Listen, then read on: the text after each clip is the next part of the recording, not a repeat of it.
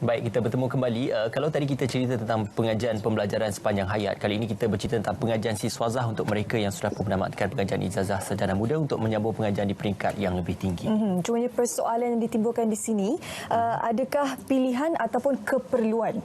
Sebab itu memang kalau kita lihat anak-anak muda sekarang ni, kebanyakan situasinya lah ya, merupakan graduan, pasal siswazah tapi tidak bekerja. Tapi dalam masa sama untuk ibu bapa mereka beranggapan bahawa sekiranya mereka mempunyai siswazah tersebut boleh mendapat pekerjaan. Jadi itu kita nak kongsikan hari ini. Adakah ini keperluan ataupun adalah satu pilihan? Betul. Jadi dua tetamu di studio hari ini kami bawakan. Selamat datang diucapkan kepada Profesor Madya Dr. Hajah Haslinda Yusof, Dekan Institut Pengajian Siswazah UiTM, dan juga di sana Dr. Faiz Izwan Anwar, Ketua Pengajian Siswazah UiTM.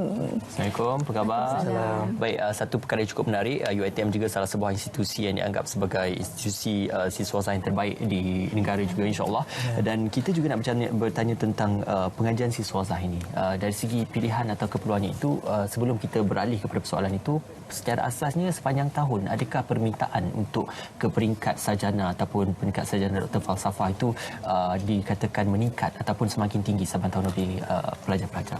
Sebenarnya secara umum, pertama sekali terima kasih Syu dan Ismail.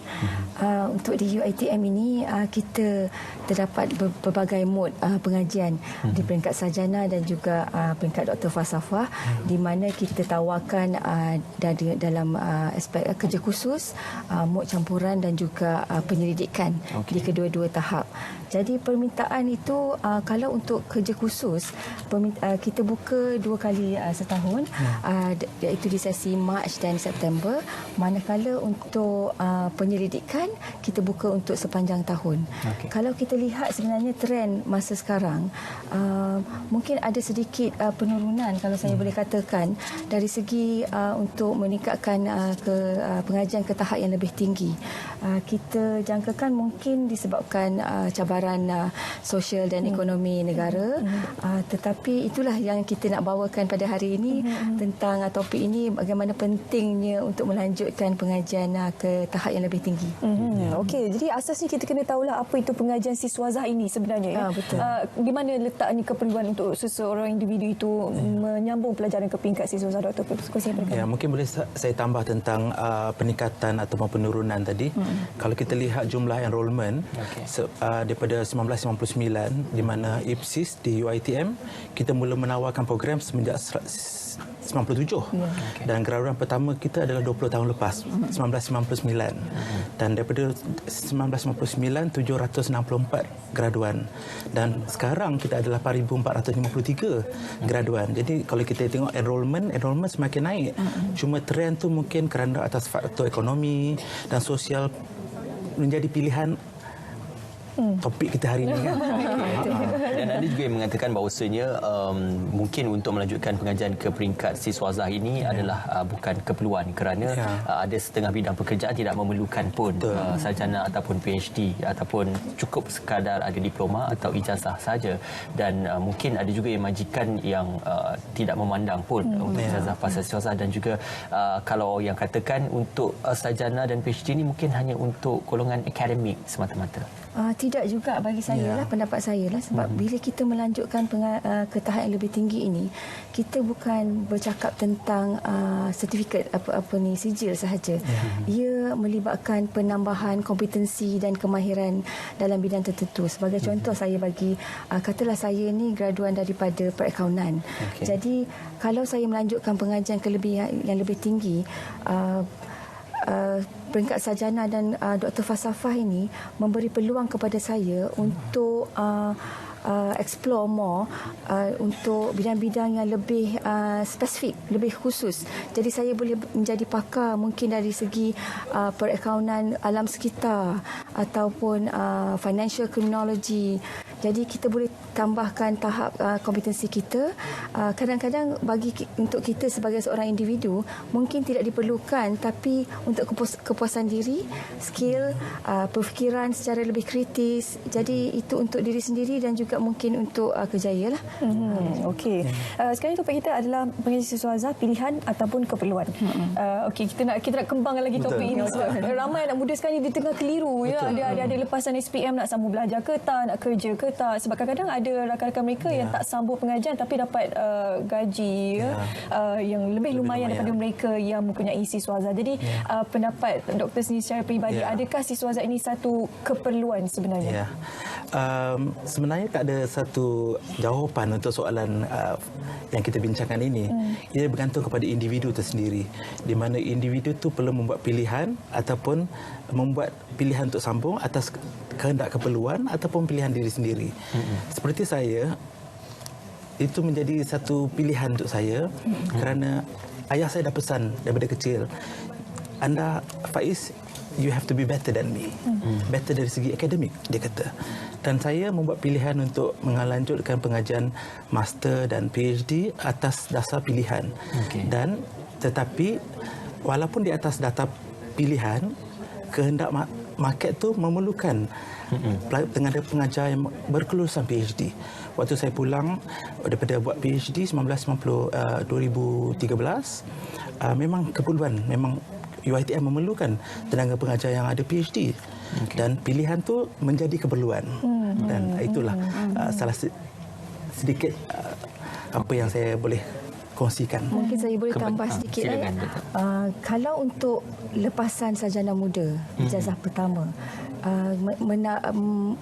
meningkatkan tahap kelayakan yang lebih tinggi ini, ia boleh meningkatkan kebolehpasaran mereka untuk mendapat peluang pekerjaan dengan lebih mudah. Sebab kompetensinya lebih tinggi, kemahirannya lebih tinggi dan sebagainya. Kalau untuk warga kerja sedia ada yang dah sedang bekerja ini bagi individu, ia mungkin lebih kepada perkembangan kerjaya. Jika ingin explore on other job scope atau minat yang lebih mendalam pada satu-satu bidang yang lain mungkin daripada ijazah sarjana muda. Jadi ini adalah satu platform untuk mereka menimba ilmu dan meningkatkan tahap kompetensi.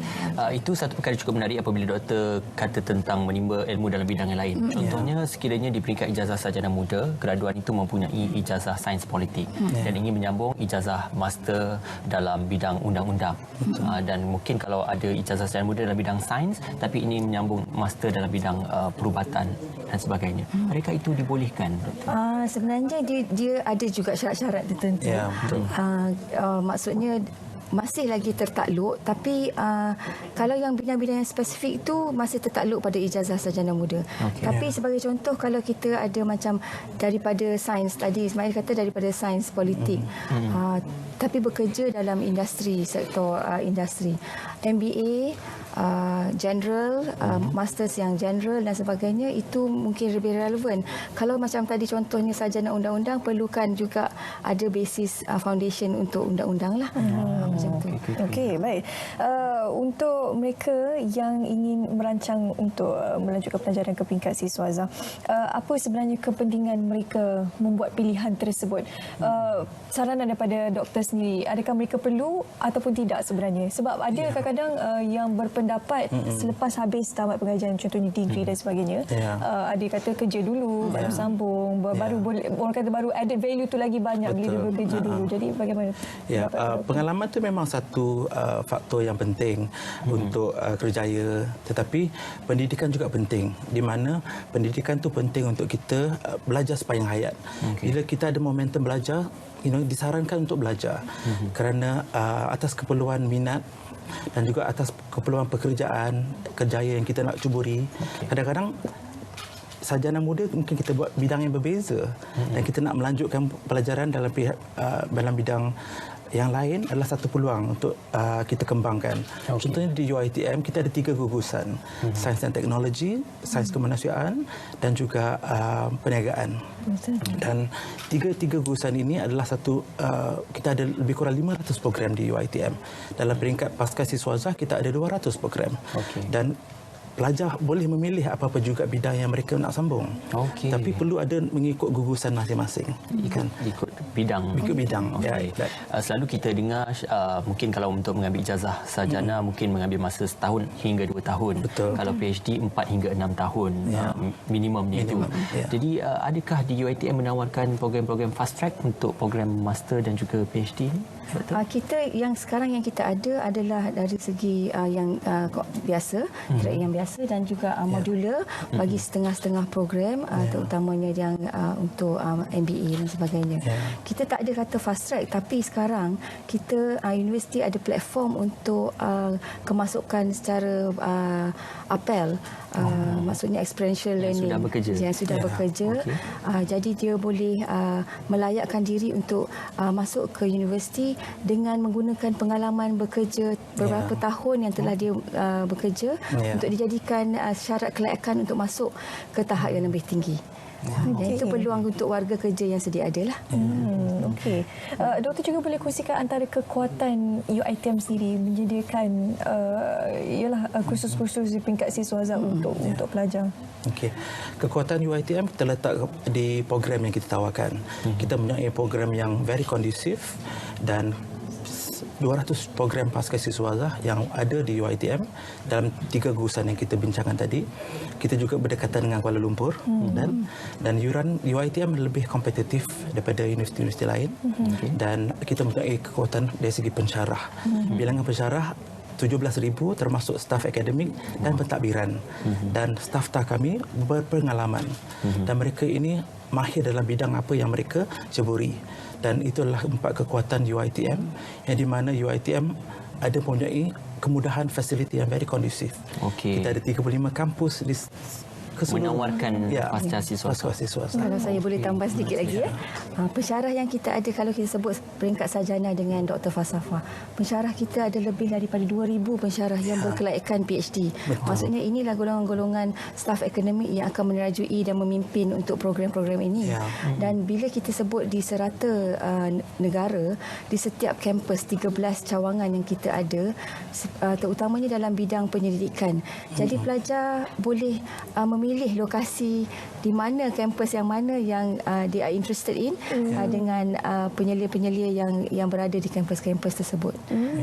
Okey, ada minimum CGPA requirements. Kita ada beberapa 2.75 adalah minimum CGPA untuk most of the program.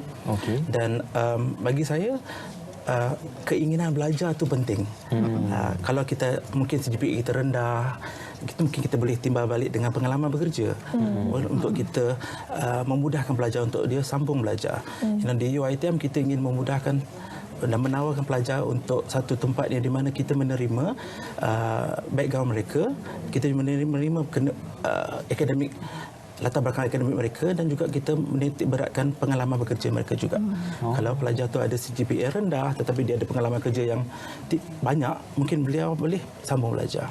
Yang saya sebutkan tadi apel itulah masuk secara apel. Maksudnya syarat tak cukup tapi dah 20 tahun bekerja contoh di bidang tertentu. Jadi kita boleh ambil kira syarat tersebut jumlah years of experience of bekerja itu untuk dijadikan syarat. Baik, terima kasih diucapkan kepada Profesor Madya Dr. Hajah Haslinda dan juga Dr. Faiz Izzuan Anwar. Segala maklumat anda boleh dapatkan di laman Susawang UiTM untuk kita dapatkan perkembangan dan juga info-info terkini berkenaan syarat kemasukan dan juga tarikh-tarikh kemasukan bagi pelajar peringkat sarjana dan juga PhD. Okey, itu dia sikit sebanyak kita kupas topik berkenaan pengajian siswaza, pilihan atau keperluan.